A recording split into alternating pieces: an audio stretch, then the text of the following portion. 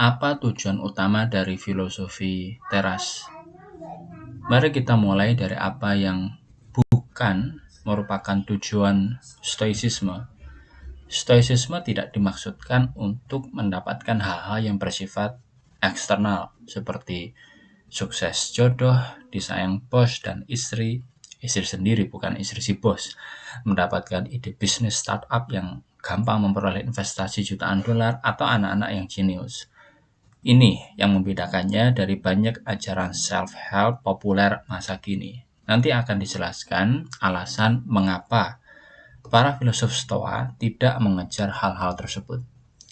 Yang terutama ingin dicapai oleh stoicisme adalah satu, hidup bebas dari emosi negatif, seperti sedih, marah, cemburu, curiga, baper, dan lain-lain.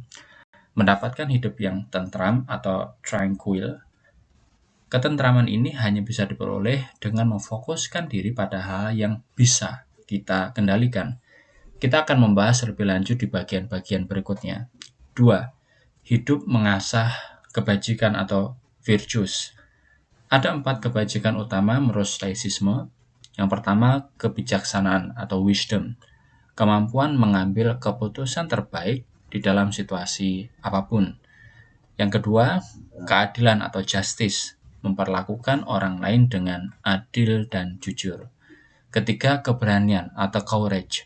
Keberanian berbuat yang benar, berani berpegang pada prinsip yang benar. Ini bukan berani dalam makna sempit seperti bernyali masuk kandang singa, walaupun jika kita membaca kisah hidup para filosof Stoa, rasanya mereka juga akan berani masuk kandang singa jika memang perlu. Yang keempat, menahan diri atau temperance, disiplin, kesederhanaan, kepantasan, dan kontrol diri atas nafsu dan emosi. Saat saya mempelajari stoicisme, saya menemukan bahwa kebahagiaan dalam pengertian umum bukanlah tujuan utama yang dicari dalam filosofi ini. Para filosof Stoa lebih menekankan pada mengendalikan emosi negatif dan mengasah virtue atau kebajikan, atau terjemahan lainnya keutamaan. Virtue dalam bahasa Inggris diambil dari kata dalam bahasa Latin virtus, dan kata ini sendiri diambil dari bahasa Yunani arete. Dalam proses penerjemahan berlapis ini tentu ada makna yang hilang, dan penting untuk kita mengetahui apa makna asli dari kata arete. Dalam bukunya Stoicism and the Art of Happiness, Donald Robertson menerangkan bahwa arete bermakna menjalankan sifat dan esensi dasar kita dengan sebaik mungkin, dengan cara sehat dan terpuji.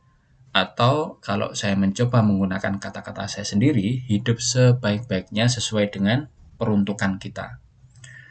Mungkin lebih jelas jika kita melihat contoh penggunaan arete dalam penggunaan bahasa Yunani aslinya.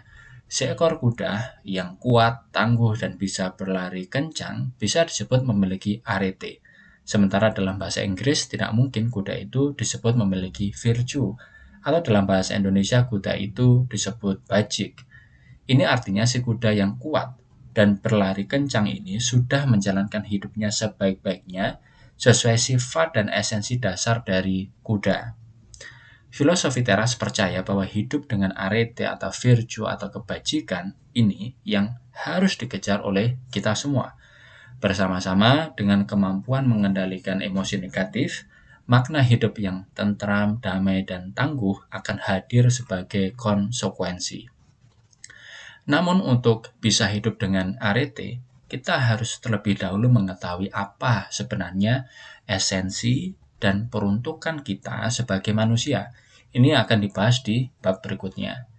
Berbeda dari banyak aliran filsafat lain, stoicisme terasa lebih menekankan pada praktik dan tidak terlalu pada diskusi intelektual menyangkut ide-ide dan konsep abstrak. Semakin banyak saya membaca mengenai stoicisme, semakin saya merasa para tokoh-tokoh filsafat ini lebih menyerupai psikolog, konselor, guru BP, sekarang namanya guru BK, bimbingan konseling ya, dan life coach untuk zamannya. Mereka adalah pengamat perilaku manusia dan human condition yang tajam, sangat mengerti kehidupan manusia, bisa membedakan kebahagiaan dan damai yang substansial dari yang dangkal, dan juga pragmatis dalam penerapan sehari-hari. Salah satu alasan mengapa saya menyukai filosofi ini adalah karena siapapun bisa ikut mempraktikannya tanpa harus bergantung pada atribut-atribut seperti kekayaan, prestasi akademis, intelijensi bawaan, warna kulit, suku, karir, atau profesi.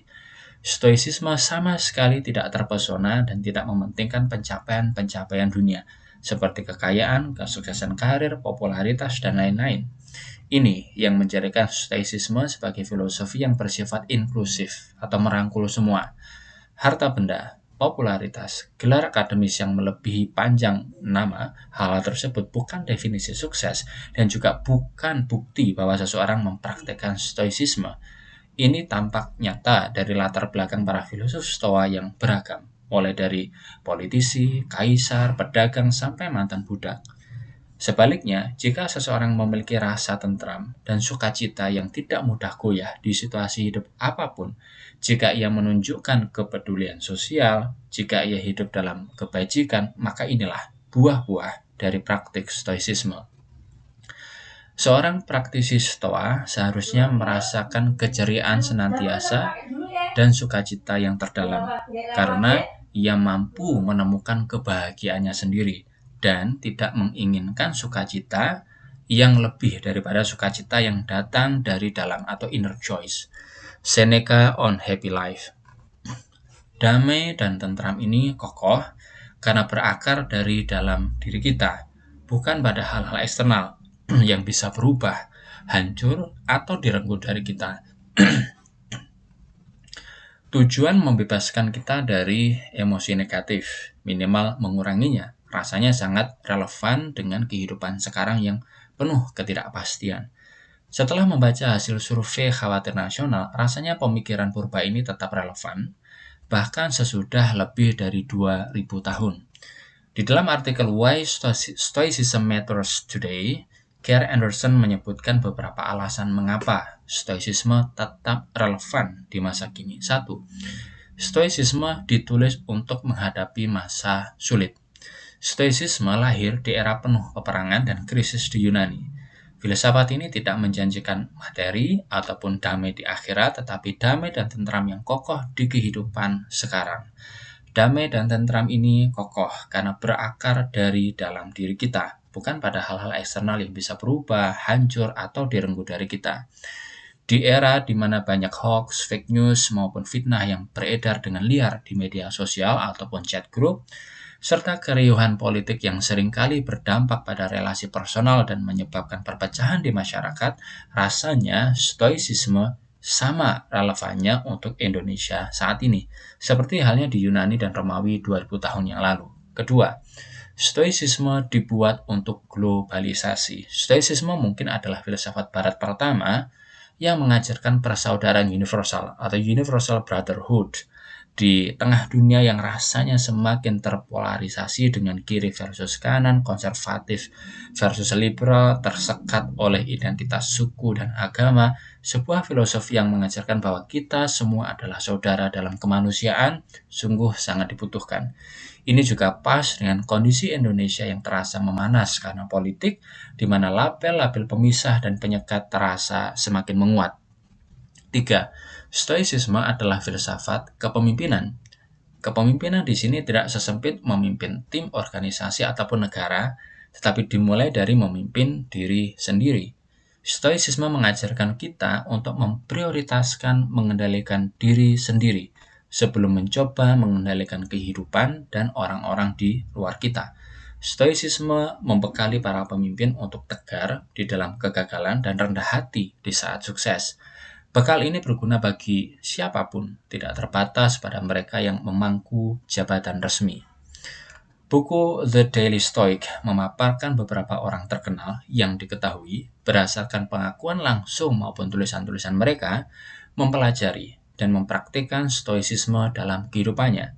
Seperti mantan Presiden Amerika Serikat Bill Clinton, aktris Anna Kendrick, aktor Tom Hiddleston, penulis J.K. Rowling, dan Nicholas Nassim Taleb, penulis favorit saya, yang menulis buku keuangan The Black Swan. Buku filosofi teras tidak dimaksudkan menjadi buku pengantar resmi Stoicisme, apalagi sebagai referensi utama. Buku kecil ini tidak mungkin cukup menjelaskan keseluruhan filosofi ini. Saya hanya mengambil inti-inti yang saya rasakan paling mudah dan relevan untuk kehidupan sehari-hari, yang saya gabungkan dengan insight pribadi saya dan juga perspektif para praktisi dari bidang-bidang yang saya anggap relevan. Saya menganjurkan kamu untuk membaca lebih dalam dan menemukan sendiri filosofi ini secara lebih utuh, baik melalui tulisan-tulisan kontemporer mengenainya atau membaca langsung tulisan-tulisan dari tokoh-tokoh filosofi ini. Walaupun sayangnya hampir semua literatur yang saya baca masih menggunakan bahasa Inggris. Referensi di internet juga sangat banyak, dari tulisan sampai video, meskipun lagi-lagi sebagian besar masih dalam bahasa Inggris. Anggaplah buku ini menjadi appetizer atau hidangan pembuka terhadap filsafat stoicisme. Dan semoga dari hidangan pembuka ini kamu tertarik untuk menyantap hidangan utama, yaitu tulisan-tulisan mengenai stoicisme, baik dari penulis asli maupun penulis kontemporer lainnya. Mari kita mulai memasuki filosofi teras ini. Tujuan utama dari filosofi teras adalah hidup dengan emosi negatif yang terkendali dan hidup dengan kebajikan atau virtue atau arete, atau bagaimana kita hidup sebaik-baiknya seperti seharusnya kita menjadi manusia. Intisari bab 2. Filosofi teras atau stoicisme adalah aliran filsafat Yunani Romawi purba yang sudah berusia lebih dari 2000 tahun tetapi masih relevan untuk kondisi manusia zaman sekarang. Sebagai sebuah filsafat, stoicisme bisa melengkapi cara kita menjalani hidup. Stoicisme bukan agama kepercayaan. Stoicisme mengandung banyak ajaran dan nilai-nilai universal yang mungkin kita dengar dari filosofi lain, nilai budaya atau agama. Tujuan utama dari filosofi teras adalah hidup dengan emosi negatif yang terkendali dan hidup dengan kebajikan atau virtue atau arete, atau bagaimana kita hidup sebaik-baiknya seperti seharusnya kita menjadi manusia.